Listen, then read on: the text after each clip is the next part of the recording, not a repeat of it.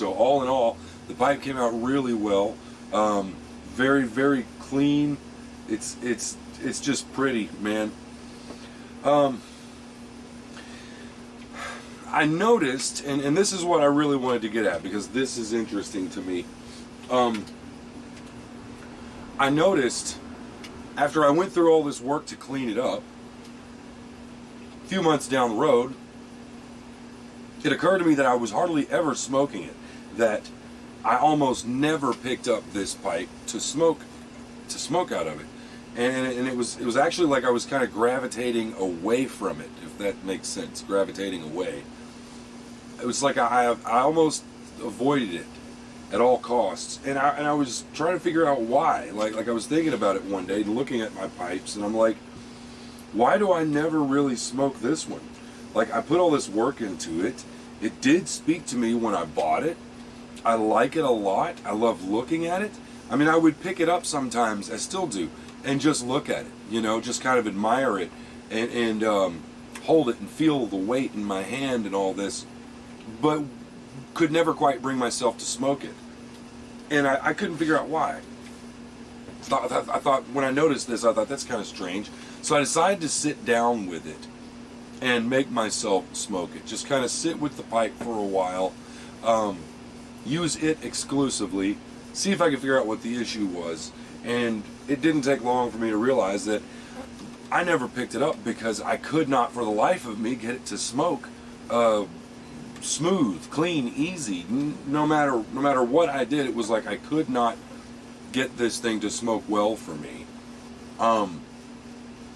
It always either burned, either I couldn't get it lit. I had three major issues with it that I was able to nail down. Either I couldn't get it lit, or it would scorch. It burned super hot really fast and scorch all the tobacco so that I wasn't getting any flavors. And there was usually a lot of moisture in the stem. It would build up moisture really, really quickly. And it didn't matter. I tried different packing methods. I tried different moisture levels of tobacco, different types of tobacco. I tried lighting it different ways. You know, a half bowl, a third of a bowl, a full bowl, whatever. It didn't matter what I did. This thing was either would not light, or it was way too hot and just burned it all out. Also, it wouldn't form any cake. It could not get any kind of carbon buildup going on in it. When I initially restored it, I found Cane Rod Piper's recipe for pipe mortar, and I followed it to the T. I bought the little digital scale and everything, and I weighed it all out 3 times or so. I made it. It's very easy, by the way, to make the mortar. It's a simple process, not terribly expensive. I coated the inside of the bowl, and after the first smoke, it was so soft with moisture that the coating, and I had let it dry for several days before smoking a bowl. But the moisture was so thick in this pipe that it softened that mortar, and it just came out with the first pipe cleaning that I did. With just a pipe, like a non-bristled pipe brush, was enough to pull out the pipe mortar. So heavy moisture to the point where I couldn't build a cake with it. And I decided to sit with it a little bit longer, think about it, see if I could figure out why. And it took me a while, but I did. I'm going to show you first. You know, this was my second pipe. This was the first one. And if you look here at the difference in the diameter of, there we go, the difference in the diameter of the bowls, right? Like Ed, this one here is a much larger diameter than this one, and the height of the bowl is different as well. Well, not a big difference in the height, not a big difference, but I had started off with Sam, with this pipe. I'd started off by trying to do what just made sense to me. I was thinking kind of my approach to packing the pipe was based on loosely on how to build a fire, where you start with light, loose tinder down below. And I'm thinking of like a campfire here, right? You start with loose, light tinder down below and gradually build up to the heavier, thicker material. And I was thinking of like cigars or cigarettes, because I've smoked so many cigarettes. My basic idea was, at the bottom of the bowl, down in the bottom of the bowl, I would try to put a loose pack. And then at the top, I would try to put a tight plug of tobacco. So loosely packed up through the bowl, and at the very top, a tight plug, which I would light like a coal, and then slowly draw down through the bowl as I'm smoking it. Kind of like the cherry on a cigarette. You light the end of it, or a cigar, and slowly over time, you draw that coal through the looser tobacco.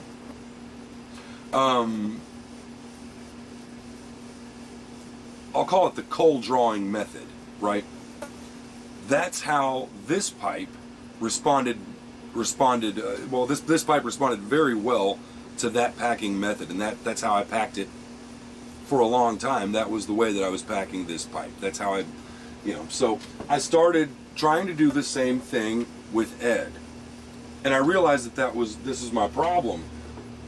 Is, like I said, it was either really difficult to light, or it would all scorch immediately. And I realized it was because if I tried to do a loose pack on the bottom of the bowl and a tight pack up top, I could not get that tight pack. Every time I tried to do and I don't mean crazy tight, but just a firm pack up top that I could turn into a coal. Every time I tried to do that, the tamping was enough to compress the whole bowl, because this bowl is bigger around and more squat, whereas this one is more like a chimney. If you've ever seen a charcoal chimney, or haven't, this is a charcoal chimney, right? This is for heating up charcoal for a grill very rapidly. It's a tall cylinder. It's that big around, and it's a tall cylinder.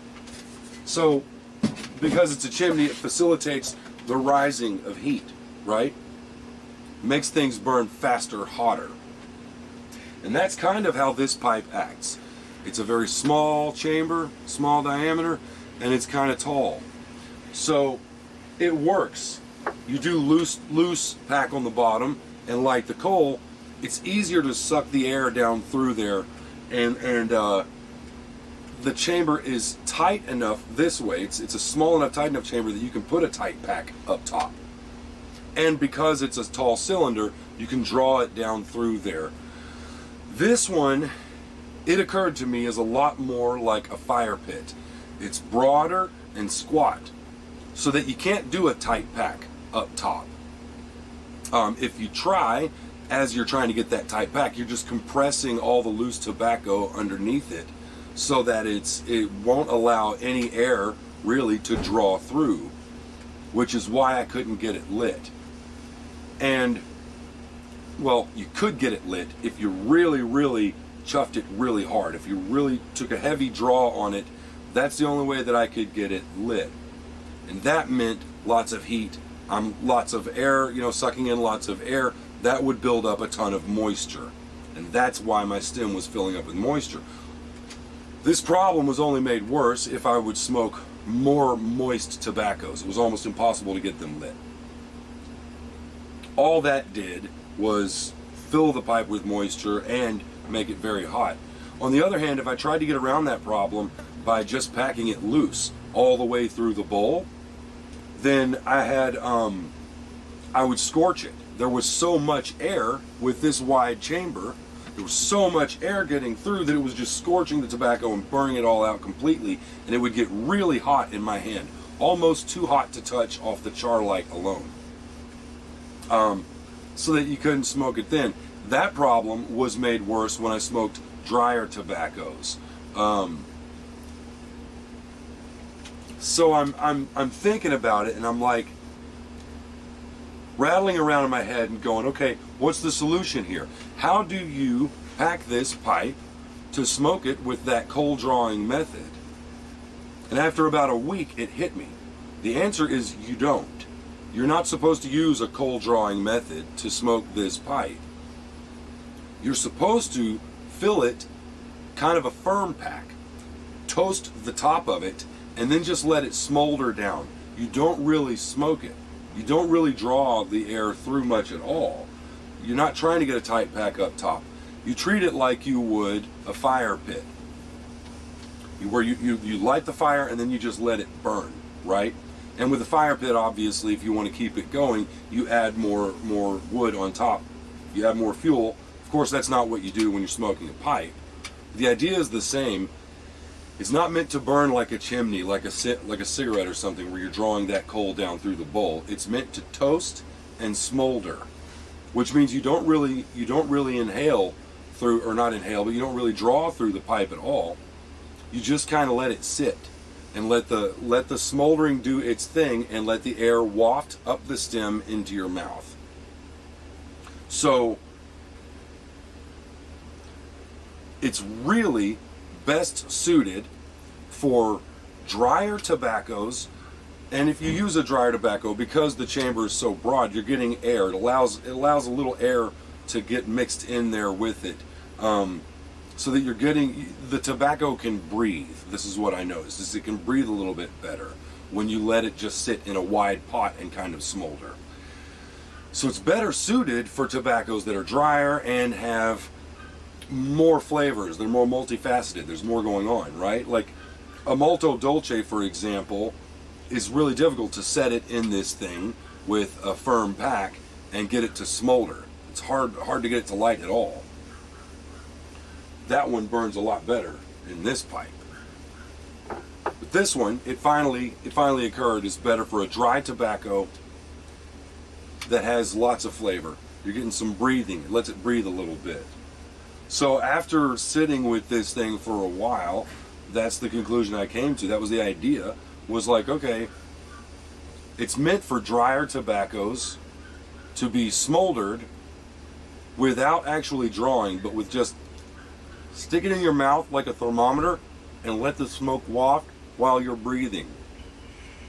In other words, this pipe is probably best suited for English blends being smoked using what they call the breath method, right? So it's best suited for smoking my favorite blends using my favorite method. When I realized that, I then decided to sit down and intentionally smoke it that way for a couple of weeks, and very quickly I found that it was perfect. It was perfect for that. No more moisture, or very little. Easy to light, to just give it a toast light or a char light. Whenever it smolders enough, or that it's starting to go out a little bit, you just kind of give it a little bit of a puff, just kind of, just to get that smolder to pick back up, and let it sit there and just waft into your mouth. That was the key that I needed, and in a very short amount of time, this pipe quickly became the one that I went to first. I would reach for this one before any of the others. And now I've gotten to the point where it's almost the only one that I'll smoke. On some weeks, I have a hard time grabbing anything else. It has quickly become not just one of my favorite pipes to look at, but one of my favorite to smoke. It works like a champ now. Really cool pipe. Great smoker for any kind of Balkan blend, any kind of a dry, multi-dimensional blend. This thing knocks it out of the park. And it just took understanding the draft and the draw on it. It's kind of looking at the mechanics of how it smokes and thinking about them.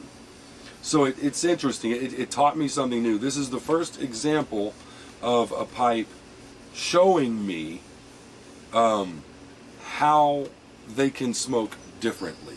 You hear sometimes about people talking about how they get a pipe that's just a great smoker. It smokes so well. And I didn't know what that meant until I figured this out. You know, this guy, you can pack this guy loose on the bottom, firm plug up top, with a wetter aromatic kind of tobacco, and it'll smoke it beautifully. This guy, you pack it light to firm all the way through the bowl, toast the top, let it smolder. Stick it in your mouth, let it smolder. Leave it alone. And it amazing smoker. This one taught me. This pipe is Ed. This is my GBD prehistoric pot shape, which has always been one of my favorite looking shapes, but now has become one of my favorite smoking. I love this thing. This is that's the story of Ed. That's what Ed taught me. How to smoke a pipe that looks exactly like Ed.